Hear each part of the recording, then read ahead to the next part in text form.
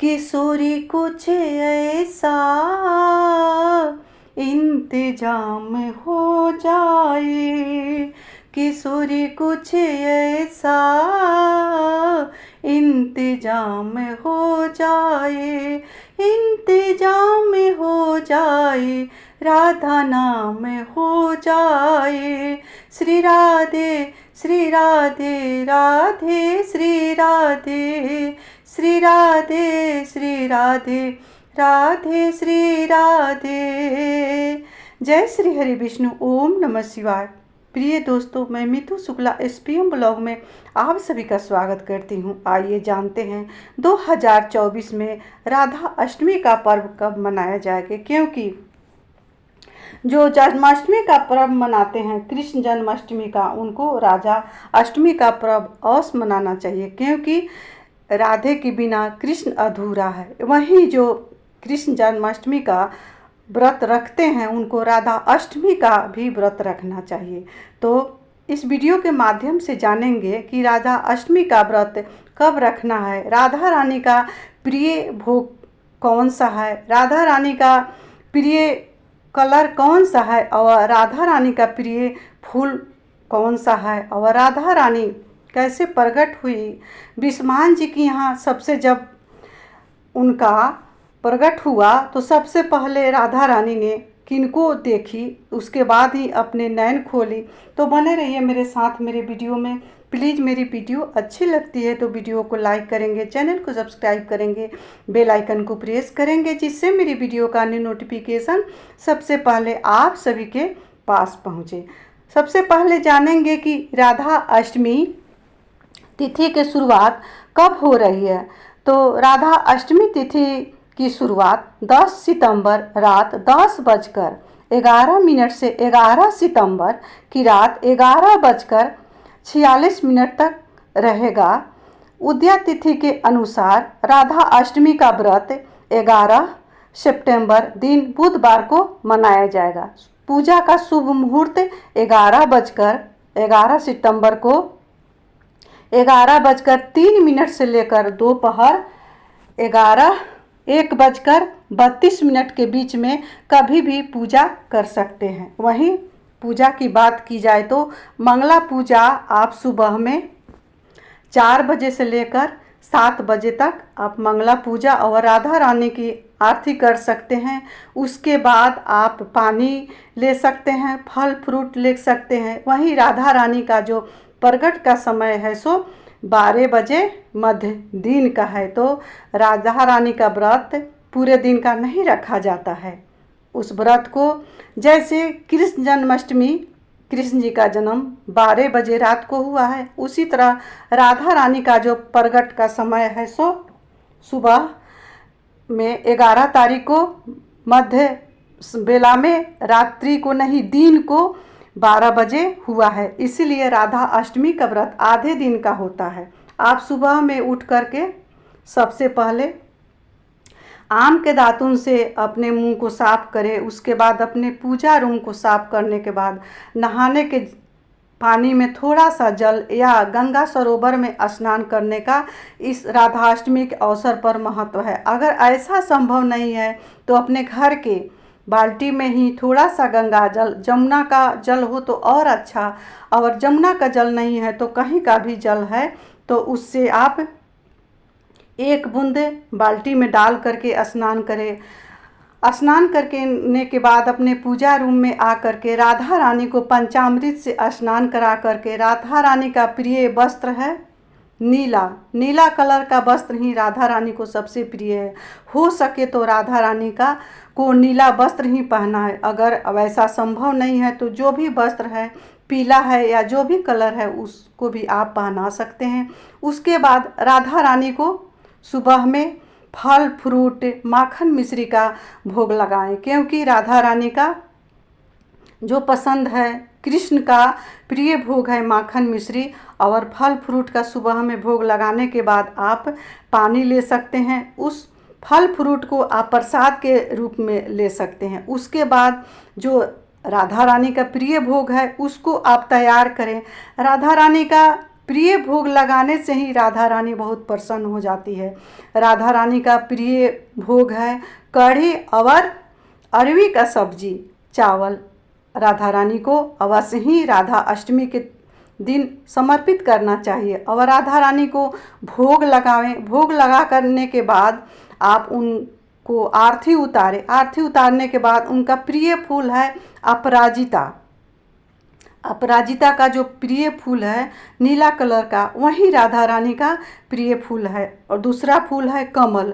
जो नीला कमल का फूल है वो मिल जाए तो राधा रानी के लिए अति शुभ होता है, अति प्रिय होता है। अगर ये 2 फूल चढ़ा करके राधा रानी से जो भी प्रार्थना करेंगे, जो भी मांगेंगे, उसको राधा रानी अवश्य ही पूर्ण करेगी। अगर ये 2 फूल संभव नहीं है तो कोई भी फूल चढ़ा करके राधा रानी से प्रार्थना करें, क्योंकि ये मेरी राधा रानी है सो ममतामय है, करुणामय है। अब जानेंगे कि राधा रानी का प्रगट कैसे हुआ, कैसे प्रगटाई राधा रानी वृषभान जी के यहाँ। तो वृषभान जी का नियम था कि सुबह में उठ करके वृषभान जी गंगा स्नान करने जाते थे। सुबह का प्रतिदिन का नियम था कि 4 बजे भोर में वृषभान जी नहाते थे। गंगा मैया जमुना जी में जा कर के और जमुना जी में जा कर के नहाते थे और जमुना मैया का पूजा करते थे, फिर वापस जाते थे अपने घर। इसी तरह नित्य प्रतिदिन का नियम था। यही राधा अष्टमी का दिन था। उस दिन वृषभान जी नहाने गए जमुना जी में और नहा करके लौट रहे थे तो उनके हाथ में एक नीला कमल का फूल आ गया। उस फूल को ला करके वृषभान जी अपने पत्नी कृति माता को दिए और देने के बाद बोले कि ये फूल को रखो। कृति माँ ने फूल को रखी। जैसे फूल को अपने आंचल में रखी, यही राधा अष्टमी का दिन था। 12 बजे का मध्य बेला था। उसी समय में जो नीला कलर का कमल का फूल था सो खिल उठा और उस फूल से राधा रानी प्रकट हुई। इसीलिए उस दिन से राधा अष्टमी मनाए जाने लगा और उस दिन अष्टमी तिथि था, इसीलिए इस अष्टमी तिथि को राधा अष्टमी के नाम से जाने जाने लगा। अब जानते हैं कि राधा रानी 1 साल तक अपना आँख क्यों नहीं खोली। तो राधा रानी का जब प्रकट हुआ तो संसार में किसी को नहीं देखी। 1 साल तक वो अपना जो नेत्र है सो बंद रखी। अब तो वृषभान जी को चिंता होने लगी कि राधा रानी क्यों नहीं आँख खुल रही है, और कृति माँ भी बहुत चिंतित थी कि राधा रानी अपनी आँख क्यों नहीं खोल रही है। फिर दूसरा अष्टमी तिथि आया, यही भादो शुक्ल पक्ष का। तो वृषभान जी ने उस अष्टमी तिथि पर राधा रानी का प्राकट्य तिथि पर कुछ अपने घर में आयोजन रखे और उस आयोजन में सारे देश विदेश के लोग आए। राजा, मंत्री, बच्चे, बूढ़े सभी शामिल हुए। उसमें नंद जी का भी निमंत्रण था। नंद जी, जसोदा जी अपने कृष्ण और बलिराम को लेकर के वृषभान जी के घर पहुँचे। वहाँ जब गए, नंद जसोदा जी ने बैठे थे। कृष्ण भगवान दौड़े दौड़े राधा के पास गए। जैसे कृष्ण जी राधा के पास गए वैसा ही राधा रानी ने अपने नेत्र खोली और सबसे पहले अपने कृष्ण को ही अपने नेत्र से देखी। उसी दिन से राधा रानी का प्राकट्य का उत्सव मनाने जाने लगा। और जो राधा रानी है सो प्रेम की मूर्ति है। इनको कोई अपने वशीभूत में नहीं कर सकता है। जिसको जो पाना है, राधा रानी को पाना है या दुनिया का जो भौतिक साधन सुविधा है उसको पाना है, उसके लिए राधा रानी को प्रेम से ही रिझाना होता है, मनाना होता है। इसीलिए राधा रानी आपके भोग, आपके वस्त्र और आपका जो फूल है उसका मोहताज नहीं है। राधा रानी तो केवल प्रेम की वशीभूत है, प्रेम की मूर्ति है, करुणामयी ममतामयी मेरी राधा रानी है। इसीलिए राधा रानी का जो भी पूजा है सो मध्य समय 12 बजे दिन में करे। उसके बाद भोग लगाकर राधा रानी की आरती उतारे। आरती उतारने के बाद राधा रानी से प्रार्थना करें और अपने व्रत को खोलें। अगर आप इस तरह व्रत करना चाहते हैं तो अति उत्तम है, नहीं तो आप पूरे दिन का भी उपवास रख सकते हैं। आप लोग देख लीजिएगा कि आपके यहाँ कैसे ये व्रत होता है, उस तरह से आप व्रत रखेंगे और कृष्ण और राधा का संयुक्त रूप से पूजा करेंगे, क्योंकि राधा और कृष्ण अलग नहीं है। राधा का जो धड़कन है सो कृष्ण है और कृष्ण की धड़कन राधा है।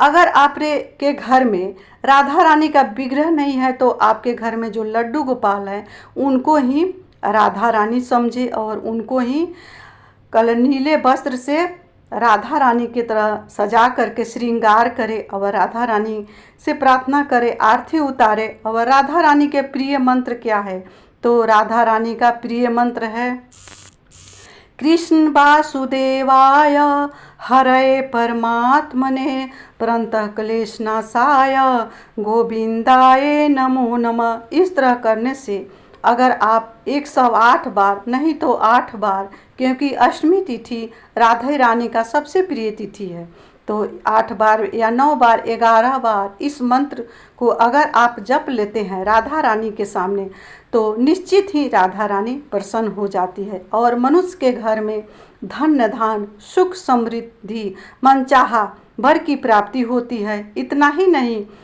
जब मनुष्य अपना शरीर को त्याग करता है तो राधा रानी के श्री चरणों में वास मिलता है। तो प्रिय दोस्तों, ये वीडियो आप सबको कैसा लगा? अगर अच्छा लगा होगा तो मेरे वीडियो को लाइक करिएगा, चैनल को सब्सक्राइब करिएगा, बेल आइकन को प्रेस करिएगा और कमेंट बॉक्स में जय श्री हरि राधे अवश्य लिखिएगा, क्योंकि 2 ही माध्यम है जिसके द्वारा पता लगता है कि मेरा वीडियो आप सबको अच्छा लगा या नहीं लगा। तो अच्छा लगा होगा तो लाइक अवश्य करिएगा और कमेंट करिएगा, क्योंकि मेरे लिए आपका लाइक और कमेंट बहुत ही महत्वपूर्ण है। इसी के साथ मैं अपने वाणी को श्री राधा रानी के चरणों में विराम दे रही हूँ। मिलती हूँ अगले वीडियो में, तब तक के लिए इतना ही। जय श्री राधे। हर हर